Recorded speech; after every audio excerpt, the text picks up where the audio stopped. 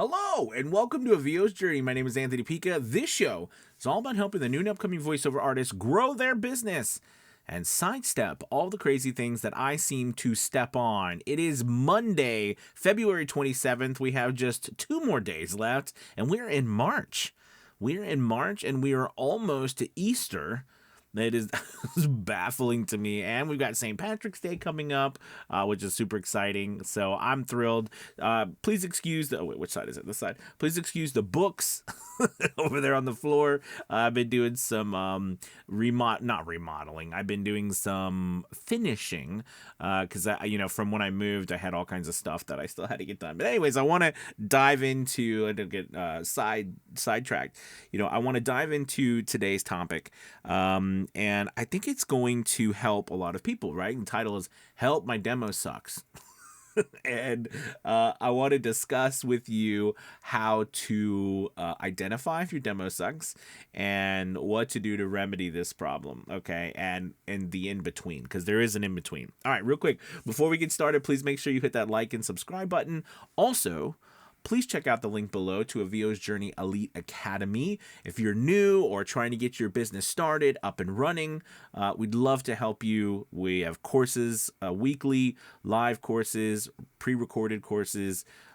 We have a wonderful community and full access to coaches, including myself, for feedback and things on a regular basis. So we'd love to have you. Check out the link below. We've got a special going on right now in case you'd like to join. All right, let's dive into this topic today. All the alarms going off. And that is Help My Demo Sucks. So first, identifying if your demo sucks. And yes, it is a little clickbaity with the title, but basically, when you're trying to get work, okay, there is the first part, which is getting in front of people and getting them to click on you, right, or getting them to listen to your work. But once you've done that and they listen to your work your demo needs to inspire them, okay? Your demo needs to inspire them. So here's a little tip, or here's a little, tip or suggestion that will help you identify if you need to perhaps rethink your demo. All right. And that is when you get hired. Okay. Well, are you getting hired? Like if you are getting people to listen to your demo and you're not getting hired, we need to work on your demo. Okay. Now, I'll say that with a caveat, meaning that we need to make sure enough people are looking at your demo. What I mean by that is if a couple people listen to your demo, a couple of people, that's not enough. We need a nice pool of data. So, I would say that, if you're getting, upward, depending on where you are, if you're getting upwards of, hundreds and hundreds of people listening to your demo and we're not getting booked, we've got an issue with your demo. But the thing is that when you do get hired, are people saying, hey, we really like this spot on your demo. We'd like you to do it like this. Or we really like the way you delivered that part on your demo. We'd like you to do the voiceover like that, right? Are people are people mentioning your demo, in the purchasing from you process? That's a really good indication that your demo's working, all right? Also, the thing is that people, right, we get about 1 to 3 seconds that people are going to listen to our demo.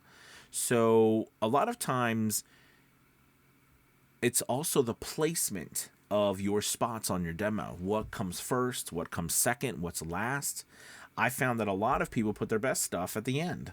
And I don't know if they, sometimes they might think they're not their best stuff when they put it at the end, or maybe they want to finish with a bang, or they want to finish strong.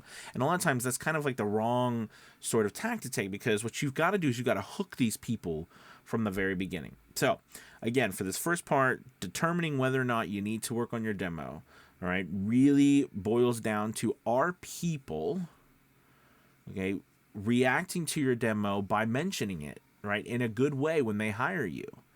All right. Is it possible for you to get hired and still need to work on your demo? Absolutely. Okay. But that's a really good indication. And, are you getting booked for the type of work and deliveries that you have on your demo. That's another thing. Okay. People might hire you because they like your voice, and that's perfectly fine. Okay. But at the same time, you want to make sure that you're trying to focus your demo around things that you would get hired for using those voice styles. So are you getting hired for things that match up with what you're putting out on your demo, or are you getting hired for something completely different? A lot of times when we produce something to send to a client, we don't necessarily go back and listen to it again. But I find that going back and listening to what you're actually doing for clients and comparing that to what's on your demo is really eye opener. Because sometimes you'll find, holy crap, I'm doing stuff that's not on my demo. It's not really on my demo, but people are hiring me for it. So if I put something like that on my demo, I could possibly get even more work. Does that make sense? So it's just something interesting to look at. Now, this transition phase. So remember, we talked about identifying what, if you need to work on your demo. Okay. 1, 2, that transition phase into 3, what can you do? But there is there is a ongoing phase here, or idea. And and what I mean by that is that we always want to put out our very best work.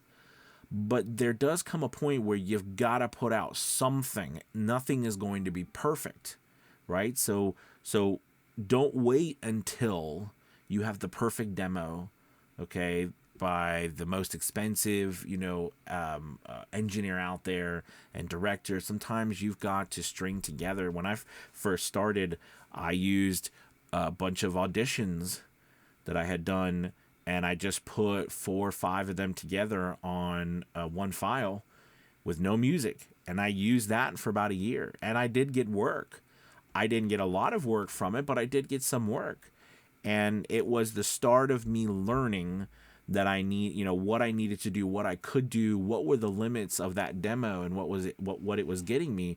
And I needed to force myself to learn and grow, get coaching, work with people, that kind of thing, right? So it was a wonderful learning experience, but it got me started and it got me in the game. I wasn't waiting for a year or so, okay? Another thing too, make sure that you are part of a group, or you're with a coach or someone that can, whether it's a VO's Journey Elite Academy, whether it's me or someone else, make sure you are with somebody or some group that can help you identify, also, like, if you're ready to do a demo, because there are a lot of times where, you're just getting started, and you did something yourself and you're like, man, I really want to up my game, go to that next level, but I'm not sure if my space sounds too good. I'm not sure if I'm ready. Do you know what I mean? Work with a group or somebody who's like-minded, who's going to help you with that. So you can say, hey, what do you think? Now, there's nothing wrong with joining Facebook groups. We love a VO's Journey Facebook group, and there's caring, incredible voice actors in there. But, always just, be aware that and this is no fault of anybody's, but I've said this, I've always said this, when you post your stuff in free groups, people are going to comment, and they're going to the very best they can. They're good intentions, but those comments and those tips might be coming from people that haven't been trained and haven't been doing this for a long time, and maybe not getting work, and maybe never done demos, or don't necessarily, giving the best advice. You know what I'm saying? So just whatever you do, make sure you take that for a grain of salt, especially when you're working in groups or you're trying to get feedback in free groups. Okay. But that's still not a bad thing. It's just take it with a grain of salt when you're doing that. But so that transition phase is put stuff out, keep recording, even if it's not perfect yet. All right. Even if you're still creating demos and you still think they suck, keep putting it out. All right. You're going to get better. Don't just wait. And the third part to this is, right, is how to, get a better demo. I think there's a couple of different ways you can go about this.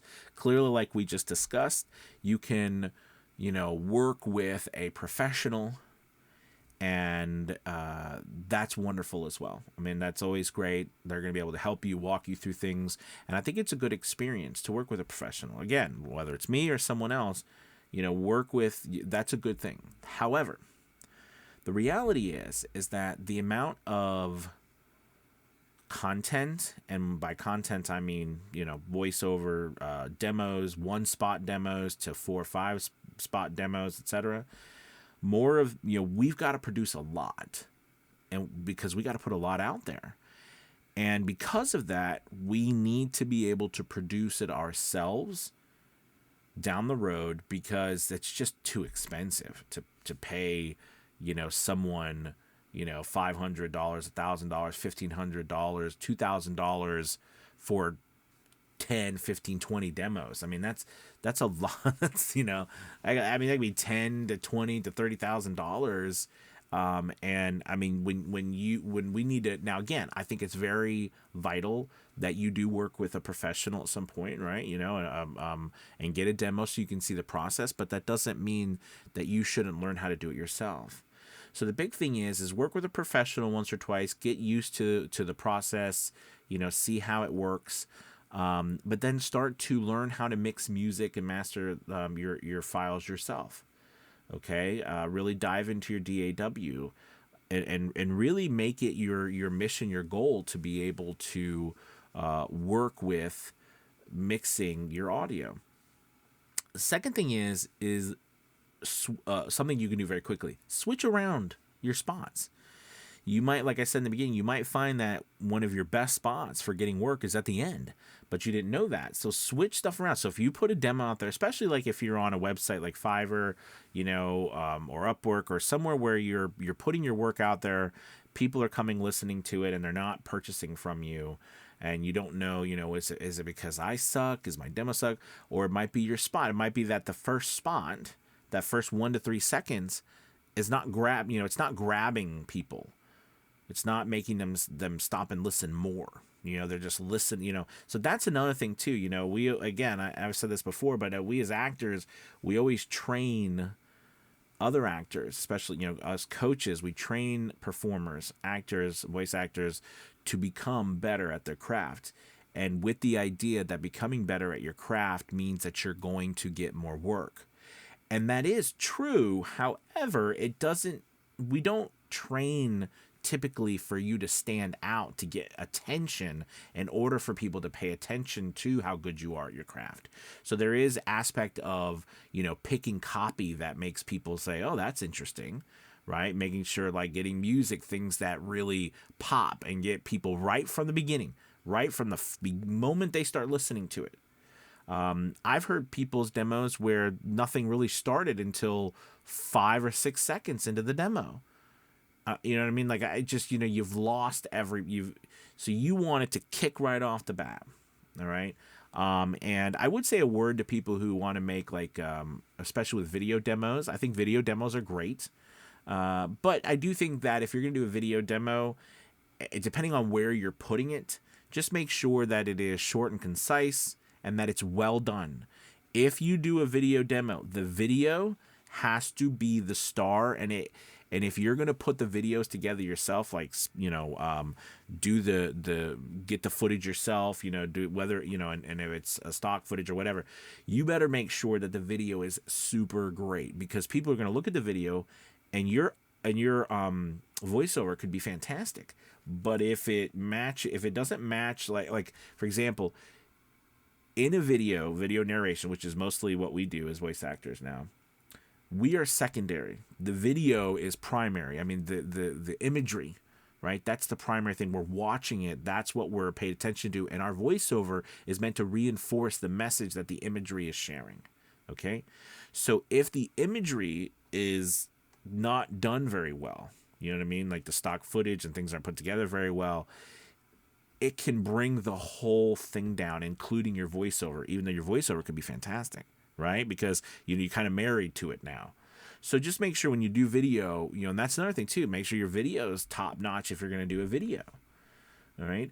So, like, these things are really important, but I would say switch around, go back to what I was saying before, switch around some of your spots to see, does that third spot work better in the beginning? Do I get more listens? Like, are people interested more in that? Is the last one, better? I'm starting getting all kinds of business because I put the last one first. Try that. That's a big one. This, again, the third thing going into it was you know, start to produce more yourself and put things out there for different reads. Go listen to other people's spots. iSpot TV is great. Start listening to them, seeing what they're putting out, especially now, like today. Like listen to what's being put out today, not years and years ago. That's not bad to get a reference of a voice style, but things change, especially with AI. So human voices are going to change. Our deliveries will change. I'm noticing right now that there's a lot more deliveries that are so they're broken up by a lot of inflections through noises in our voices, or like laughs or sighs or noises that we make as humans, as opposed to just words. Okay, so it'd be like being a dad is hard. Every day I have to get up and I go downstairs, need a cup of coffee. God, I love that coffee in the morning. Hey, Johnny, quit it! My son always good at messing something. Like you see, like I don't know what I was doing, but you see, like that they laughed, they giggled. There was noises. Do you know what I mean? That I'm making. I'm seeing more and more of that, right? More and more of performance, not just words. Okay, so that's important because that's not been so much of a thing until now. I think more and more humans will be bringing more and more human style voice, deliveries. So, anyways, I hope this has been very helpful. Do some research, but use these tips and techniques to see if your demo is not up to par, and get some advice from someone that you trust, that you recommend. Get into a group like a VO's Journey Elite Academy or some other place where you can get quality feedback from people or a person that you trust, okay, that you feel knows what's going on. Okay, that's really important. I think that can help you take a step forward with your demo. Thank you guys so much for watching. It was wonderful seeing you today on Monday. I'm really excited for this week and coming up for March. So have a good day. Make sure you check out that link below for VO's Journey Elite Academy, and I'll talk to you all soon. Goodbye.